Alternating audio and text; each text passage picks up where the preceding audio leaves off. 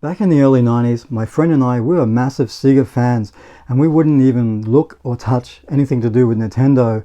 When you put the Sega Master System against the NES, honestly, we felt that the Master System graphics was 10 times better than what was on the NES. And the NES had a whole lot of really pathetic movie tie-in games, and that's something that we stayed away from. Now, I think by the time when the Mega Drive came out, my friend and I, we actually found a great import store here in Brisbane along Rhodey Road. And it was like, we went there, we saw the Japanese Mega Drive and all these amazing Japanese Mega Drive games, and that would be our go-to place for Japanese games. Then one day, the owner, Andrew, he tells us he's expecting a shipment in of the Super Famicom, which is the Super Nintendo released here in the West. And we weren't really that interested in it, but I think by the time he did get it into the store, he gave one of us a call, I think it was my mate, to let us know that, hey, I've got one in if you want to come and see it. So we go to his store and we walk in there and we see it all set up on a monitor, I think it was. You could play games there as well for like $5 for half an hour. And he puts Super Mario World into that Super Famicom, and within a minute I was sold on the Super Nintendo. And we'd have to wait until I think about 1992, around August 92 I think it was, when it was finally released here in Australia. I could have got the Super Famicom from him, but I think he was charging like $699 with a game for it. And that was a Japanese system that all the games were in Japanese. You couldn't play it, especially RPGs. So when it was finally released here in Australia, I got one, and that's when I became a cross-platform player. It wasn't all about Sega anymore. I never thought that was going to happen, but Super Mario World did it for me. And I would go on to play some amazing games on that system over the years. Legend of Zelda, Metroid, Super Metroid. Oh, what else was there? Super Mario RPG, which wasn't released here in Australia, but my mate went to America for a holiday and he brought it back, and I had to convert it. I was able to play that. Games like that, even Final Fantasy IV, I played that. That wasn't released here in Australia. All those amazing games, Castlevania 4, all of that stuff was amazing, and that was when I really started appreciating Nintendo more.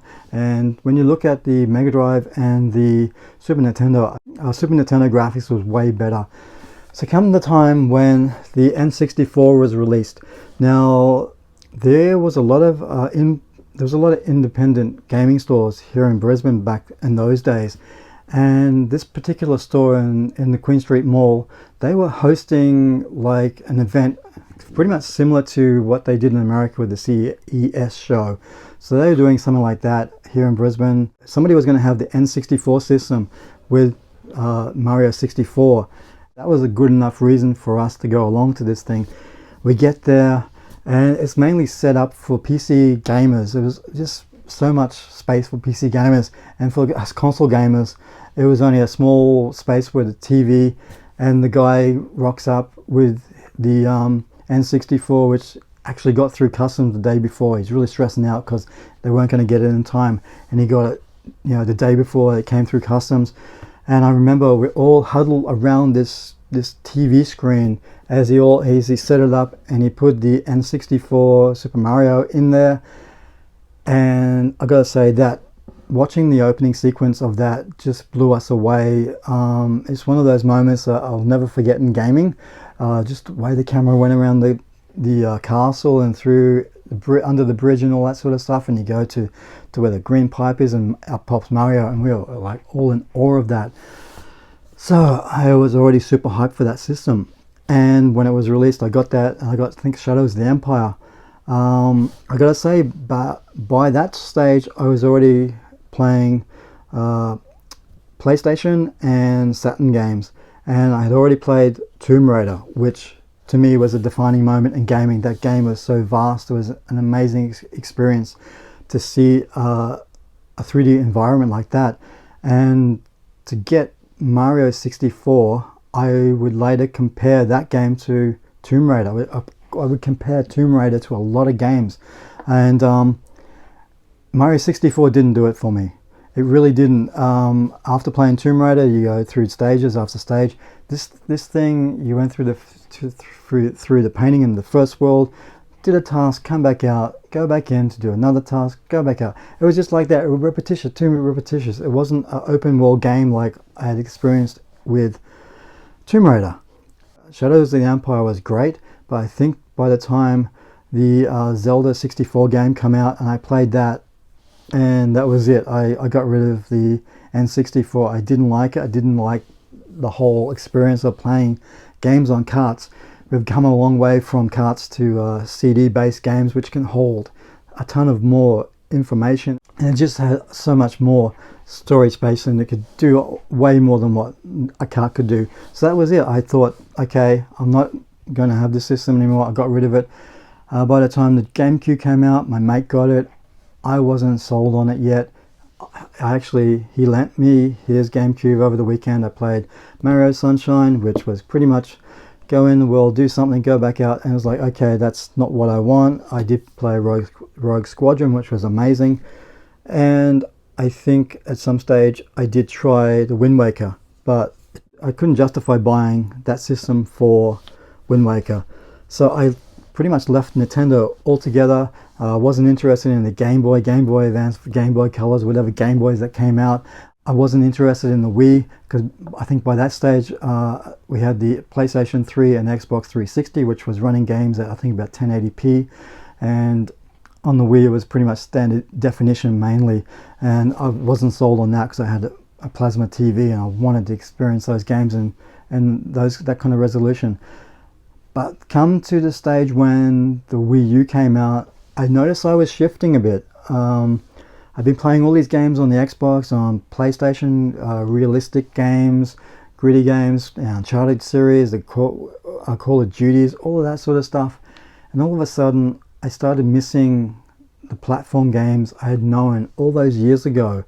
And the more I thought about it, the more I started thinking the Wii U. So I started doing research, and probably when I did start doing the research into the Wii U, they had announced the remaster of Wind Waker, and that was it. I thought, okay, I'm sold. I'm going to do this. I'm going to get it. So I would get the Marios, I would get all of those games, the Mario Karts, and that would be my reintroduction back into the Nintendo, believe it or not, the Wii U, which is one of the lowest selling Nintendo consoles ever, but I absolutely love the games that came out on that thing, and to be able to play Wind Waker in HD was amazing. Then I would move on to the Nintendo 3DS, something I never thought I would do, because I think by that stage I had the PSP, and I was already had the PS Vita, which was amazing compared to what the 3DS could do. But I think just the whole novelty of the 3DS and the 3D graphics was really cool. I did end up getting the 3DS XL, which improved the screen. You have to be sitting there with the screen, you could actually move around and you still look cool in 3D. But I would buy a whole heap of games for that. Then I would move on to the Nintendo Switch.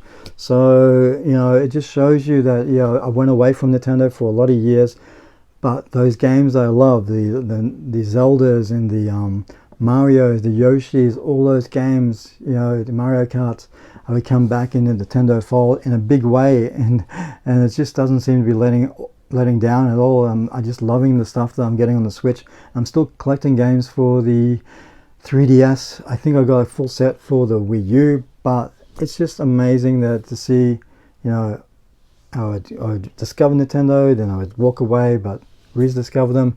And I'm hoping that when my daughter's old enough, I can show her a whole heap of family-friendly games. So yeah, that's just my memories of how I discovered Nintendo and left them and came back home to them. So guys, yeah, see you next time. Bye.